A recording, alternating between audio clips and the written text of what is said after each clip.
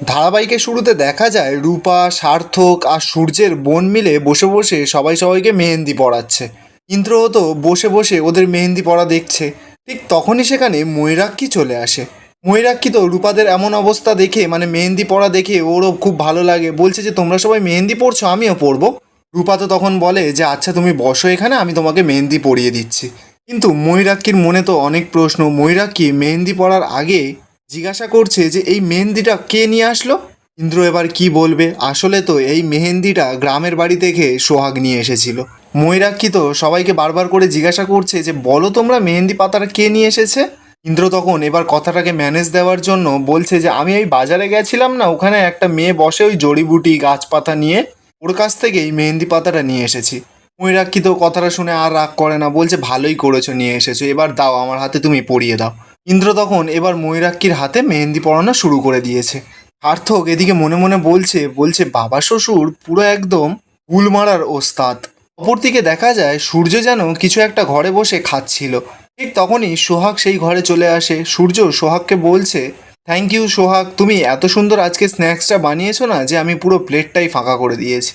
এবার সূর্য দেখতে পায় যে সোহাগের হাতে আর একটা বাটি আছে। সূর্য তখনই সোহাগকে বলছে সোহাগ আবার তুমি কি এনেছো, দেখো আমি কিন্তু পুরো ফুল হয়ে গেছে, আর খেতে পারবো না। সোহাগ তখন বলছে এটা কোনো খাবার জিনিস নয়, এটা মেহেন্দি পাতা বাটা। সূর্য তখন কথাটা শুনে বলছে জানো তো আমার একটা বন্ধু রাশিদ আছে, সে আফগানিস্তানে থাকে, সেও মেহেন্দি পড়ে। সোহাগ তখন সরাসরি জানিয়ে দেয় কিন্তু আমাদের এখানে শুধু মেয়েরাই মেহেন্দি পড়ে। সূর্য তখন বলছে না, আমিও মেহেন্দি পরবো। সোহাগ তো সূর্যের হাতে মেহেন্দি কিছুতেই পড়াতে চাইছে না। সূর্যও তো বলছে তুমি ভালোই ভালোই আমার হাতে মেহেন্দিটা পড়াবে নাকি আমি নিজে পড়ে নেব। সোহাগ তখন সূর্যকে বলছে আপনি কি বলছেন বলুন তো স্যার, আপনি বুঝে শুনে কথা বলুন, আপনি না কি সব যে বায়না করেন বুঝতে পারি না। সূর্য তখন সোহাগকে বলছে মানুষ কেন বায়না করে বলো তো। সোহাগ তখন বলছে মানুষ কোনো জিনিস না পেলে যখন কানের সামনে ঘ্যাং ঘ্যাং করতে থাকে সেটাকে বায়না বলে। কারণ যে বায়না করছে সে ভালো করেই জানে যে সামনের মানুষটার কানের ধারে ঘ্যান ঘ্যান করতে থাকলে সেই মানুষটা শেষ পর্যন্ত বাধ্য হবে সেটা দিতে। সূর্য তখন হাততালি দিয়ে সোহাগকে বলছে বাহ চমৎকার, তুমি তো বেশ ভালোই জানো দেখছি, তাহলে কি এবার আমি ঘ্যাং ঘ্যাং করবো নাকি না তুমি নিজের ইচ্ছায় আমাকে মেহেন্দিটা পরিয়ে দেবে। সোহাগ এবার বাধ্য হয়ে সূর্যকে মেহেন্দি পরিয়ে দিতে রাজি হয়ে যায়। সোহাগ তো এবার সূর্যকে মেহেন্দি পরাচ্ছে, কিন্তু সোহাগ দেখতে পায় সূর্য তো শেষমেশ মেহেন্দি পড়তে পড়তে ঘুমিয়েই পড়েছে। সোহাগ তো সূর্যের মুখের দিকে তাকিয়ে বলছে যে মেহেন্দি পরবো করে করে কত বায়না করলেন, এখন ঘুমিয়ে পড়লেন, সত্যি স্যার আপনি না বড্ড ছেলে মানুষ। এবার সোহাগ যখন ওখান থেকে চলে যেতে যাবে, সোহাগের পাটা সূর্যের পায়ের সঙ্গে লেগে যায়। সূর্যের তো ঘুমটা ভেঙে যায়। সূর্য সঙ্গে সঙ্গে ঘুম থেকে উঠেই সোহাগকে বলছে সোহাগ তুমি যে চলে যাচ্ছ, কাজে ফাঁকি দিচ্ছ তাই না, আমি কিন্তু একদম কাজে ফাঁকি দেওয়া পছন্দ করি না, তুমি না এক নম্বরের ফাঁকিবাজ। সোহাগ তখন বলছে কেন, আমি কিসে ফাঁকি দিলাম। সূর্য তখন এবার ঘুমের চোটকায় ভুলভাল বকছে, বলছে আমি তোমাকে বলেছিলাম না আমার হাতে সিঁদুর পরিয়ে দিতে, তুমি সিঁদুর না পরিয়ে এখান থেকে চলে যাচ্ছ, এই চলে যাওয়াকেই বলে ফাঁকি। সোহাগ তখন বলছে আপনি না ঘুমের ঘোরে সবসময় শুধু ভুল বকেন। এই সমস্ত কথা বলতে বলতে সূর্য তো আবারও ঘুমিয়ে পড়ে। সোহাগ সূর্যকে বলছে স্যার আবারও ঘুমিয়ে পড়লেন কেন, আমি আপনাকে ঘুমাতে বলিনি। আরে স্যার এখনো আপনার খাওয়া হয়নি, আপনি খেতে যাবেন না। সূর্য তো আর কোনো কথাই শুনতে পায় না, পুরো ঘুমিয়ে হাঁ।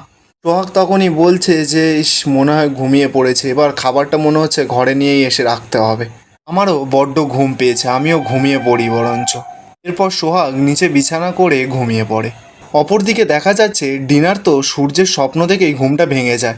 ডিনা তো সূর্য সূর্য করে চিৎকার করে ওঠে। ডিনার মা তখন ডিনার ঘরে ছুটে আসে। ডিনাকে বলছে ডিনা তোর কি হয়েছে। ডিনা তখন বলছে মা সূর্য। ডিনার মা তখন ডিনাকে বলছে মা তুই এতটা আপসেট হোস না, দেখ স্বপ্ন কখনো সত্যি হয় না। ডিনা তখন ওর মাকে বলছে মম আমি তাহলে যে স্বপ্নগুলো দেখছি সেগুলো সত্যি হবে না বলো। ডিনার মা তখন ডিনাকে বলছে দেখ তুই যে স্বপ্নটা সূর্য আর সোহাগকে নিয়ে দেখছিস সেটা কোনোদিনও সম্পূর্ণ হবে না। ডিনা তখন বলছে তার মানে তো আমার স্বপ্নগুলো সত্যি হবে না মম, আমি যে স্বপ্নগুলো দেখছি যে আমি সূর্যকে বিয়ে করব, আমরা দুজন মিলে হানিমুনে যাব, আমরা একে অপরের সঙ্গে লাইফ জুটিয়ে এনজয় করব, সেই সমস্ত কিছুও তো তাহলে হবে না। তাহলে কি আমি ওই কাজের মেয়েটাকে কোনোদিনও সূর্যের লাইফ থেকে সরিয়ে আনতে পারবো না।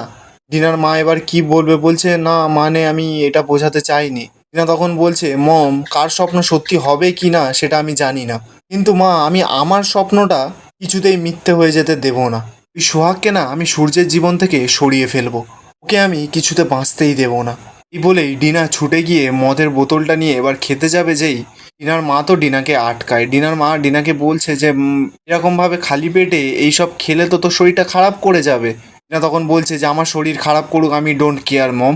ডিনার মা তখন বলছে এরকম করলে হয় না, নিজের শরীরের দিকেও খেয়াল রাখ তুই একটু। এরকমভাবে যদি তুই ভেঙে পড়িস তাহলে সূর্যর সঙ্গে তোর বিয়েটা হবে কি করে? ডিনা তখন বলছে যে কবে বিয়ে হবে মম? আমি মরে গেলে তারপরে সূর্যের সঙ্গে আমার বিয়ে হবে? ডিনার মা তখন ডিনাকে বলছে এরকমভাবে বলে না, তুই এবার একটু শান্ত হ। তোর এইভাবে ভেঙে পড়াটা আমি কিছুতেই মেনে নিতে পারছি না।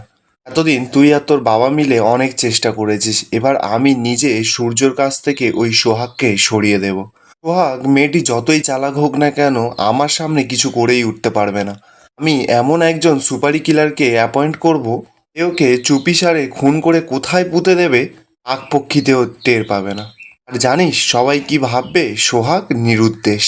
ডিনা তো আইডিয়াটা শুনেই খুব খুশি হয়ে যায়, বলছে মম এই আইডিয়াটা তো বেশ সুন্দর। ডিনার মা তখন ডিনাকে বলছে কিন্তু আরেকটা কথা, তোকে এখন এই দেশে থাকলে হবে না, কারণ সোহাগ যদি নিরুদ্দেশ হয়ে যায় তাহলে পুরো সন্দেহটা এসে তোর ঘাড়েই পড়বে। ডিনা তখন বলছে তাহলে আমি এখন কোথায় যাব? ডিনার মা তখন বলছে তোর সব থেকে পছন্দের জায়গা নিউ ইয়র্ক, আর তোর ড্যাডও তো ওখানে আছে, আর আমি তোর ড্যাডকে এক্ষুনি ফোন করে জানিয়ে দিচ্ছি যে তুই ওখানে যাচ্ছিস। ডিনা তখন বলছে তবে মম, এখান থেকে যাওয়ার আগে আমাকে একটা কাজ করতে হবে। ওই মিনু যে কাজের লোকটাকে আমি অ্যাপয়েন্ট করেছিলাম সোহাগদের বাড়িতে রাখার জন্য, ওকে না সরিয়ে একটা নতুন মেয়েকে কাজে রাখতে হবে। এরপর ডিনা কিভাবে সেই কাজটা করবে সম্পূর্ণটা ডিনার মাকে জানায়। আর এখানেই আজকের এপিসোডটা শেষ হয়ে যায়। আপনাদের কি মনে হয় ডিনা কি সোহাগকে কোনো ক্ষতি করতে পারবে নাকি না? কমেন্টে অবশ্যই জানাবেন।